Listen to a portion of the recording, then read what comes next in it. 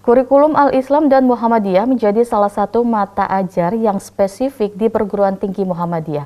Mata ajar AIK harus selalu dikembangkan dan diperbaharui guna menjawab perkembangan dan kebutuhan dalam menyiapkan lulusan yang berakhlak mulia.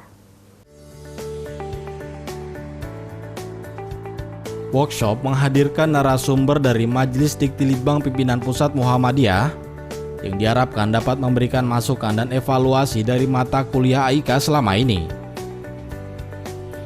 Kurikulum AIK yang dipakai adalah kurikulum standar dari Majelis Diktilitbang Pimpinan Pusat Muhammadiyah tahun 2012 lalu. Namun dari perkembangan zaman, maka kurikulum itu perlu direorientasi guna menjawab kebutuhan sesuai zamannya.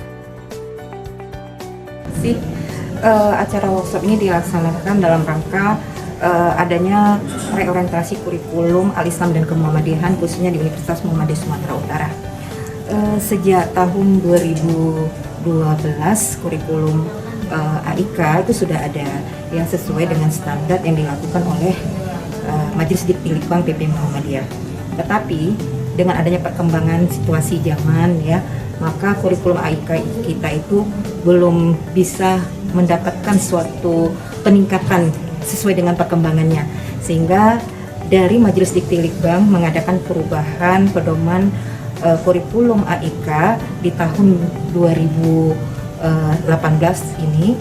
Maka UMSU sudah siogianya khususnya di Badan Al-Islam Kemuhammadiyahan ini untuk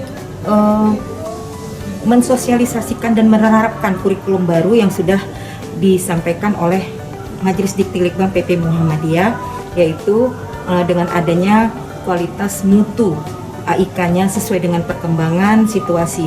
Di sini saya katakan sesuai perkembangan situasi karena ada reorientasi di AIK 4 itu berbicara tentang islamisasi dan impact.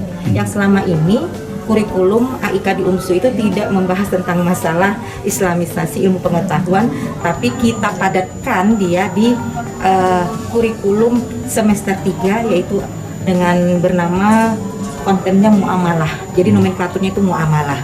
Di situ berbicara. Tetapi ini kan begitu padat materi tidak bermakna. Nah, kita ingin bagaimana materi ini ya dapat tersampaikan sesuai dengan situasi global kita pada saat ini.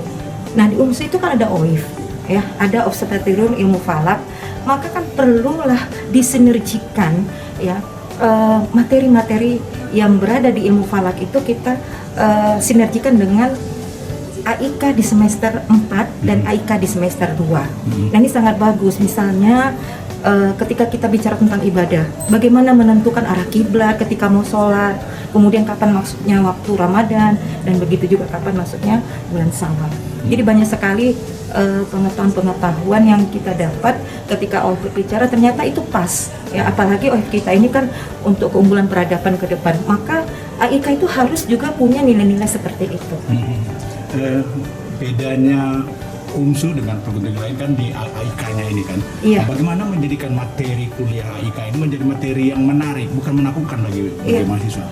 Banyak sekali yang sudah kita lakukan, terutama BIM ya, bertanggung jawab untuk melaksanakan bagaimana pembelajaran AIK itu menarik, menyenangkan dan juga mencerdaskan. Kita lakukan mulai dari seminar, workshop, dan pada tahun 2015 kita sudah mengundang Profesor Tobroni ya untuk membicarakan bagaimana pembelajaran AIK ini bisa menyenangkan bagi mahasiswa, sehingga dosennya dilatih bisa menyenangkan kemudian mengajarkan, jadi tidak menjadi momok gitu. Jadi hal-hal kajian-kajian Al-Islam ini selalu dilakukan oleh Badan Al-Islam Kemuhammadiyahan. Kemudian untuk islamisasi pengetahuan kita sudah mengundang beberapa pakar seperti Profesor Dr. Abdullah Amin ya, Amin Abdullah bukan Abdullah Amin, Amin Abdullah. Kemudian kita juga sudah mengundang Bapak Profesor Dr. Abdul Fattah Santoso yang memang juga pakar dalam ilmu pengetahuan dan islamisasi tersebut. Jadi sudah banyak kita lakukan dan ternyata memang ini menambah kegairahan bagi dosen kita, bagaimana mahasiswa ini senang belajar tentang Al-Islam dan Kemuhammadiyahan. Terbukti didampingi lagi dengan adanya kajian Al-Islam dan Kemuhammadiyahan atau yang disebut dengan KIAM. keberhasilan AIK itu kalau diadakan semacam survei atau penelitian itu berapa persen dari mahasiswa yang kita garap, kita menjadi mahasiswa itu yang benar-benar paham dengan Perserikatan Muhammadiyah? Iya. Sejauh ini kita sudah melakukan evaluasi dan juga monitoring dan evaluasi, walaupun tidak maksimal, tapi sedikit banyaknya kita sudah melihat hampir 75% mahasiswa kita itu mengenal Muhammadiyah dan sudah mulai aktif gitu ya. Walaupun keaktifan mereka masing-masing ada di pemuda, ada di amal usaha, kemudian ada di IMM ya, tapi kita melihat antusias mereka dalam melaksanakan nilai-nilai al-Islam kemuhammadiyan itu sudah lebih baik.